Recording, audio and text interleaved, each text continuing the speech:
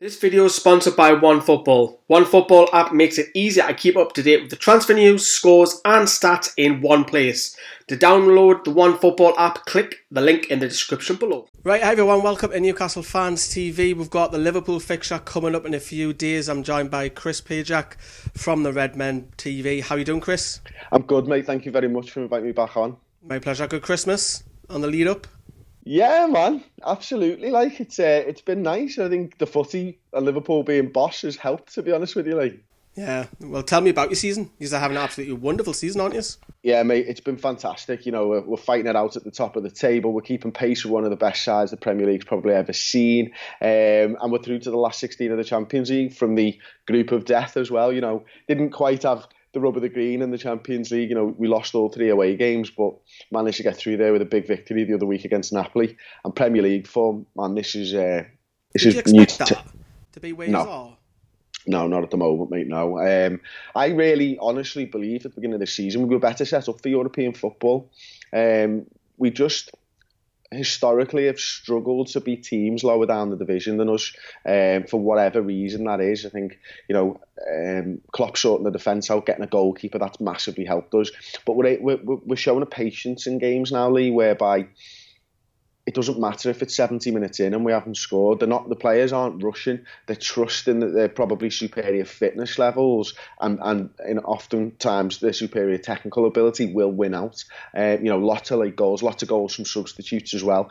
Klopp's making good decisions in game and listen, the players are delivering on the pitch, which is what it all comes down to, doesn't it? I love Jurgen Klopp. I think he's one of those managers that you wish you had him. He's mesmerising, isn't he? Yes, what I like about it, and he got told off when he was running on the pitch celebrating and doing all this. I like that, me. I absolutely love that passion. I know Rafa's quite reserved, but I love it when a manager goes wild and it's infectious. It really, really is, and it's like, God, you want him to be your manager.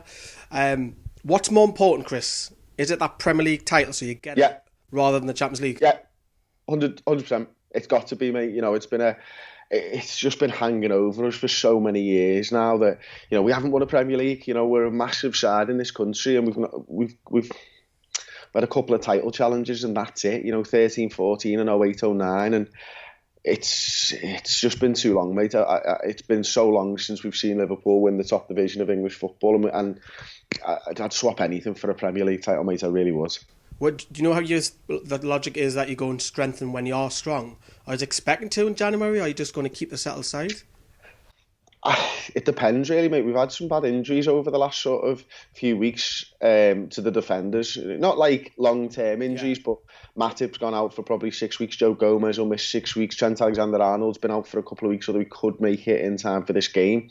Nathaniel Kahn had to play a game, you know, and he's a great player, but he's a forgotten man at Liverpool at the moment. You know, Trent Alexander-Arnold and Joe Gomez have been sharing duties at that right-back position. So, you know, we've only really been left with Virgil van Dijk and Degsy Lovren. And Degsy Lovren, as good as a player as he is, maybe not one of the best centre-backs in the world. You've just took that away from us. He gets ill. Like, he doesn't tend to get, like, injuries, but he gets sick and misses games of football a lot, like. So, if there was any area... Sick, does he? Honestly, mate, it's mad how many games of footy the lad misses, to be honest with you. He needs some white blood cells or something, that lad. But, you know what? We've managed to come through this Christmas period. I think we're fortunate that we've got probably the best squad that we've ever had now, certainly in my lifetime. And, you know, we've got the right amount of players, and we've got quality players all over the pitch. But to answer your question, sorry, I waffled there a bit, mate. I don't expect us to make any additions in January now. Klopp's one of those guys who, you look at Fabinho, who we signed in the summer, he's starting to play football now, but he wasn't really used for the first couple of months of the season because Klopp really likes to train them and make sure that they're fully almost indoctrinated into how Liverpool are playing. So he needs training time with these lads. So if we sign someone in January, you're probably not expecting him to figure till March, April, and by then the season's nearly over. I expect Klopp to make signings in the summer, and that's what he does tend to do, to be honest with you, other than Van Dijk, which was a much needed addition last January. Yeah, we need goals. We'll take Origi, we'll take Sturridge off your hands. I will take them all. Right? How do you think, is this going to be so one-sided on Boxing Day? Is that what you're thinking?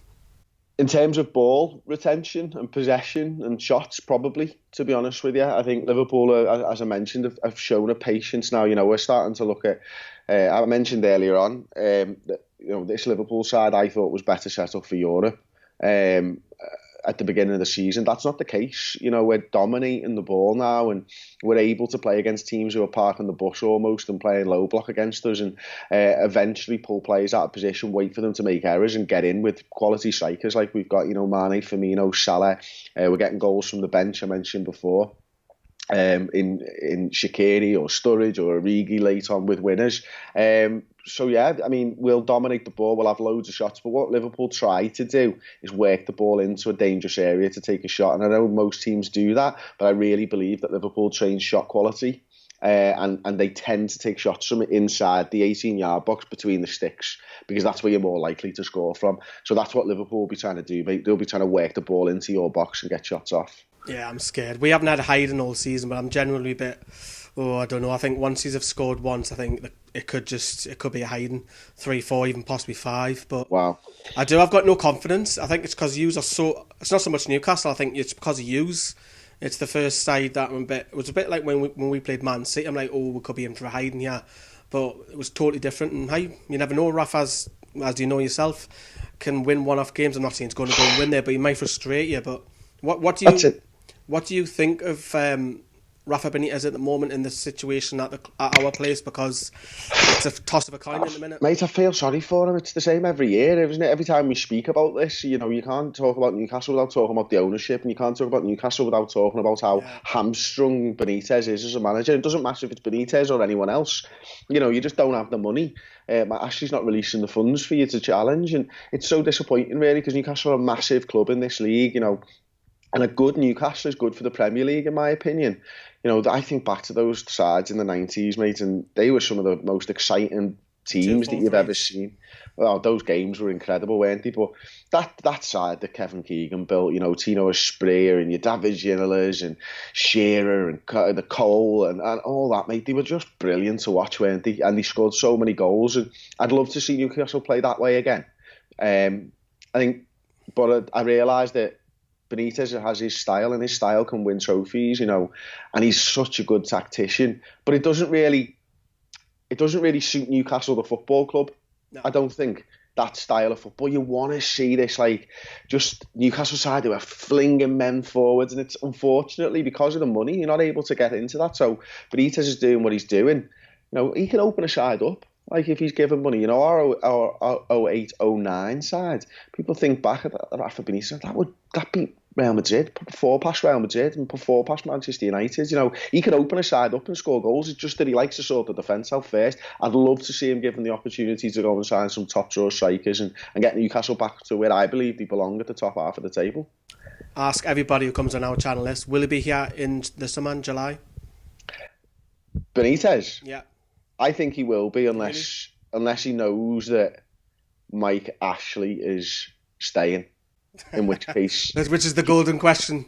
In which case he might look at it, but he looks like he's enjoying his time up at Newcastle. I think he deserves as a manager to be better thought of in football. The amount that he's achieved, winning league titles with Valencia and European Cups with Liverpool and stuff. It'd be great to see him given the opportunity to go and create something really special at Newcastle United. Final question or questions: will you rotate in this game with being at midweek, and what's the score going to be? I think we will rotate. I think we'll make 3 or 4 changes, to be honest with you, from the side that played against Wolves on Friday night. We've earmarked this one as one of those games where you rotate, maybe because of Newcastle's form and where they are in the league table, but also because we're playing at home and our record's been so good there. So yeah, I do think Liverpool are going to rotate. That doesn't mean we're going to put out a weak side in it by any stretch of the imagination, because we've just got quality players who back up the first team nowadays. But yeah, score-wise, I'm hoping for a 2-0 victory, something like that. Maybe 1 goal in both halves, something like that. It's better than mine. I've got used to win 3-0. If you want to see more coverage of the game, the Redmen boys, Chris and Paul, there's a link in the description. I mean, you're flying now. I mean, how many subs are you on now? You're going mental. 3:15, something like that. Like, yeah, it's going really well at the moment, mate. Yeah, honest, fabulous job. We actually look at your channel and try and copy a lot of your stuff. That shows how well you're doing. You really are top quality channel. Really are. Nice one. Really appreciate it. And Chris, like I say, Merry Christmas to you. Enjoy your New Year. Thanks for coming on. You too, mate. Have a good Christmas. Have a great New Year, and have a really shitty Boxing Day. Piss off, you. Right. See you later. Take it easy, mate.